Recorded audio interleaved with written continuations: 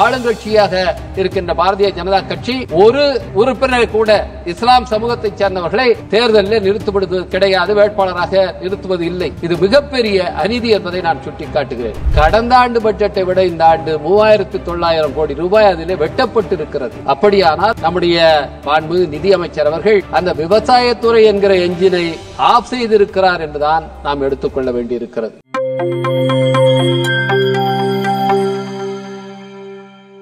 माननीय सदस्य श्री डी रवि कुमार जी. மாண்புமிகு அவைத் தலைவர் அவர்களுக்கு வணக்கம். இந்த பட்ஜெட் அரசமைப்பு சட்டத்துக்கு எதிரான பட்ஜெட் என்பதால் விடுதலை சிறுத்தைகள் கட்சியின் சார்பில் இந்த பட்ஜெட்டை நான் எதிர்க்கிறேன். அரசமைப்பு சட்டம் நமக்கு சமத்துவத்தை உறுதி செய்கிறது. அந்த சமத்துவத்திலே பொருளாதார சமத்துவமும் உள்ளடங்கி இருக்கிறது. நம்முடைய பட்ஜெட்டிலே மிக பெருமையாக நாம் சொல்லிக் கொள்கிறோம், உலகத்திலேயே 5வது ஜிடிபியாக இந்தியா இருக்கிறது என்று சொல்லி. அது உண்மைதான். ஆனால் பெர் கேபிட்டா ஜிடிபி என்று எடுத்துக்கொண்டால் இந்தியா 140வது இடத்திலே இருக்கிறது. இது எதை காட்டுகிறது என்று சொன்னால், இந்த நாட்டிலே பொருளாதார அடிப்படையிலே மிகப்பெரிய ஏற்றத்தாழ்வு இருக்கிறது. அந்த ஏற்றத்தாழ்வை சரி செய்வதற்கு பட்ஜெட் முற்பட வேண்டும். ஆனால் இந்த பட்ஜெட் இந்த எக்கனாமிக் இன்இக்வாலிட்டியை இன்டியூஸ் செய்வதாக, அதை ஊக்குவிப்பதாக இந்த பட்ஜெட் இருக்கிறது. இது 4 என்ஜின்களை பற்றி நம்முடைய மாண்புமிகு நிதியமைச்சர் அவர்கள் சொல்லியிருக்கிறார். விவசாயம், எம்எஸ்எம்இ, அடுத்து இன்வெஸ்ட்மெண்ட், அப்புறம் எக்ஸ்போர்ட். இந்த விவசாயத்துறை மிக முக்கியமான துறை. இந்தியாவின் மக்கள் தொகையிலே 65 விழுக்காடு மக்கள் கிராமப்புறங்களிலே இருக்கிறார்கள். அதில் 47 விழுக்காடு மக்கள் விவசாயத்தை சார்ந்தவர்களாக இருக்கிறார்கள். முதல் என்ஜினாக குறிப்பிடப்பட்டிருக்கிற இந்த விவசாய துறைக்கு பட்ஜெட்டிலே நிதி ஒதுக்கீடு எவ்வாறு செய்யப்பட்டிருக்கிறது என்று பார்த்தால், கடந்த ஆண்டு பட்ஜெட்டை விட இந்த ஆண்டு 3900 கோடி ரூபாய் அதிலே வெட்டப்பட்டிருக்கிறது. அப்படியானால் நம்முடைய மாண்புமிகு நிதியமைச்சர் அவர்கள் அந்த விவசாயத்துறை என்கிற என்ஜினை ஆஃப் செய்திருக்கிறார் என்றுதான் நாம் எடுத்துக்கொள்ள வேண்டியிருக்கிறது. அடுத்தது எம்எஸ்எம்இ துறை. எம்எஸ்எம்இ துறை இன்றைக்கு அதிக அளவிலே வேலைவாய்ப்புகளை உருவாக்குகிற துறையாக இருக்கிறது. ஆனால் அந்த எம்எஸ்எம்இ துறைக்கு கொடுக்கப்பட்டிருக்கின்ற பல்வேறு சலுகைகள், அதற்கான நிதி ஒதுக்கீடுகள் இந்த பட்ஜெட்டில் குறைக்கப்பட்டிருக்கின்றன. அது மட்டுமல்லாமல் இந்த பட்ஜெட்டிலே அறிவிக்கப்பட்டிருக்கிற இம்போர்ட் டியூட்டிஸ், அதிலே செய்யப்பட்டிருக்கிற குறைப்பு, அது இன்றைக்கு எம்எஸ்எம்இ துறையை நேரடியாக பாதிக்கக்கூடியதாக இருக்கிறது. குறிப்பாக அதிக எண்ணிக்கையிலே தொழிலாளர்களுக்கு வேலைவாய்ப்பை வழங்குகின்ற சைக்கிள் உற்பத்தி துறை, காலணி உற்பத்தி துறை, ஷூ மேக்கிங் இண்டஸ்ட்ரி, இது அதிக அளவில் பாதிக்கப்படக்கூடியதாக, குறிப்பாக பஞ்சாபை சேர்ந்த தொழிலாளர்கள் அதிகமாக இந்த துறைகளில் ஈடுபட்டிருக்கிறார்கள். நம்முடைய இம்போர்ட் பாலிசியின் காரணமாக, அதிலே செய்யப்பட்டிருக்கிற வரி குறைப்பின் காரணமாக நேரடியாக சீனாவுக்கு இது அனுகூலமாக அமைந்திருக்கிறது என்பதை இன்றைக்கு எம்எஸ்எம்இ துறை சார்ந்தவர்கள் சொல்லுகிறார்கள். எனவே இந்த விதங்களிலே இது பொருளாதார ஏற்றத்தாழ்வை அதிகரிக்கக்கூடியதாக இந்த பட்ஜெட் இருக்கிறது. அடுத்ததாக இந்த நாட்டிலே பெரும்பான்மை மக்களாக இருக்கின்றவர்கள், பிற்படுத்தப்பட்ட மக்கள், அவர்களுக்கான நல திட்டங்களுக்கான நிதி ஒதுக்கீட்டை செய்ய வேண்டும் என்று சொன்னால் அவர்கள் எவ்வளவு பேர் இருக்கிறார்கள் என்பதற்கான கணக்கெடுப்பு செய்யப்பட வேண்டும். அதற்காக சாதிவாரி கணக்கெடுப்பு செய்யப்பட வேண்டும் என்பது நாடு முழுவதும் இன்றைக்கு மிகப்பெரிய கோரிக்கையாக இருக்கிறது. இதற்காக ஒன்றிய அரசு அமைத்த ரோகிணி கமிஷன் தன்னுடைய அறிக்கையை சமர்ப்பித்து நீண்ட காலமாக கிடப்பிலே இருக்கிறது.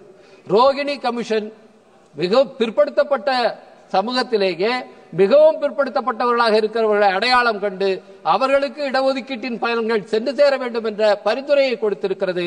ரோகிணி கமிஷனை, அதனுடைய பரிந்துரைகளை நடைமுறைப்படுத்தி ஒன்றிய அரசு மிகவும் பிற்படுத்தப்பட்டோர், மோஸ்ட் பேக்வர்ட் கம்யூனிட்டிஸ், அவர்களுக்காக தனி இடஒதுக்கீட்டை வழங்க வேண்டும் என்று நான் வலியுறுத்தி கேட்டுக்கொள்கின்றேன்.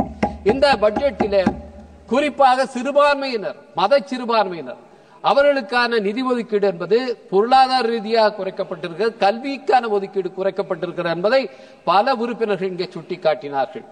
அரசியல் அரங்கிலே அவர்கள் ஓரங்கட்டப்படுகிறார்கள். இன்றைக்கு ஆளுங்கட்சியாக இருக்கின்ற பாரதிய ஜனதா கட்சி ஒரு உறுப்பினர் கூட இஸ்லாம் சமூகத்தை சேர்ந்தவர்களை தேர்தலில் நிறுத்துவது கிடையாது, வேட்பாளராக நிறுத்துவது இல்லை. ஆனால் அவர்களுக்கான நிதி ஒதுக்கீடு என்று பார்க்கும்போது ஒவ்வொரு ஆண்டும் அது குறைக்கப்பட்டு இருக்கிறது. அதற்கான கல்விக்கு, குறிப்பாக கல்விக்கு ஃபெலோஷிப், ஸ்காலர்ஷிப் அவர்களுக்கு தொடர்ந்து குறைக்கப்படுகிறது. இது மிகப்பெரிய அநீதி என்பதை நான் சுட்டிக்காட்டுகிறேன். அடுத்தது, இந்த நாட்டிலே மிகப்பெரிய சமூகமாக இருக்கின்ற ஷெட்யூல் காஸ்ட், அவர்களுக்காக நிதி ஒதுக்கீடு என்பது, இதை உறுதி செய்வது என்பதற்காகத்தான் 6வது ஐந்தாண்டு திட்டத்தில் 1979-80 எஸ்சி சப்ளான் என்ற ஒரு திட்டம் இங்கே அறிமுகப்படுத்தப்பட்டது.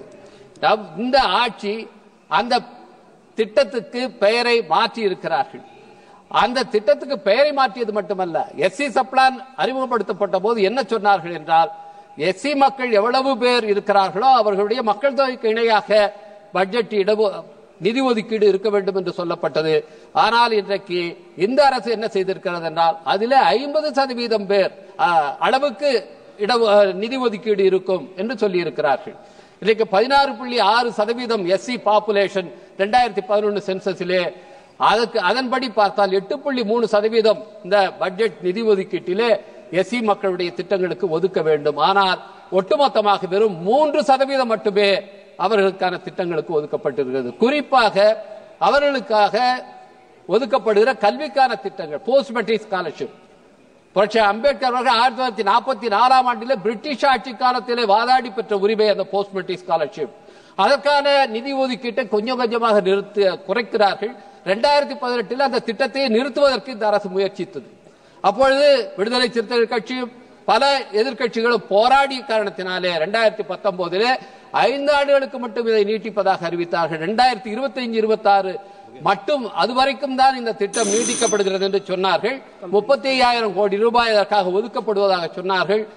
இதற்கு பிறகு அது நீடிக்கப்படுமா என்கிற மிகப்பெரிய ஐயம் ஏற்பட்டிருக்கிறது. ஏனென்றால் எக்கனாமிக் சர்வேயில இனிமேல் ஸ்காலர்ஷிப் என்பது தனியார் பல்கலைக்கழகங்கள் பிலந்திராபிக் அடிப்படையில், கருணை அடிப்படையிலே ஸ்காலர்ஷிப் கொடுப்பார்கள் என்று சொல்லப்பட்டிருப்பதை பார்க்கும்போது இந்த திட்டத்தை நிறுத்தப் போகிறார்களோ என்ற சந்தேகம் ஏற்படுகிறது. அதை பற்றி விளக்கத்தை உரிய அமைச்சர் அளிக்க வேண்டும் என்று நான் கேட்டுக்கொள்கிறேன். அது மட்டுமல்ல, இந்த போஸ்ட் மெட்ரிக் ஸ்காலர்ஷிப்புக்கு வருமான வரம்பு வெறும் 2.5 லட்சம் ரூபாயாக இருக்கிறது. 40-50 ஆண்டுகளாக இது உயர்த்தப்படவே இல்லை. இந்த வரம்பு உயர்த்தப்பட வேண்டும்.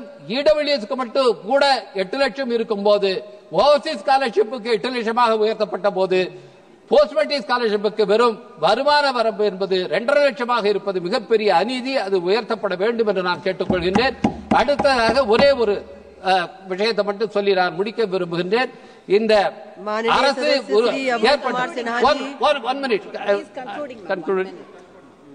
இந்த அரசு வந்ததிலிருந்து செஸ் சர்சார்ஜ் என்ற கூடுதல் வரிகளை தொடர்ந்து விதித்து 2014-15 9% செஸ் சர்சார்ஜ் மூலமாக வருமானம் இருந்தது. இன்றைக்கு 14% உயர்த்தப்பட்டிருக்கிறது.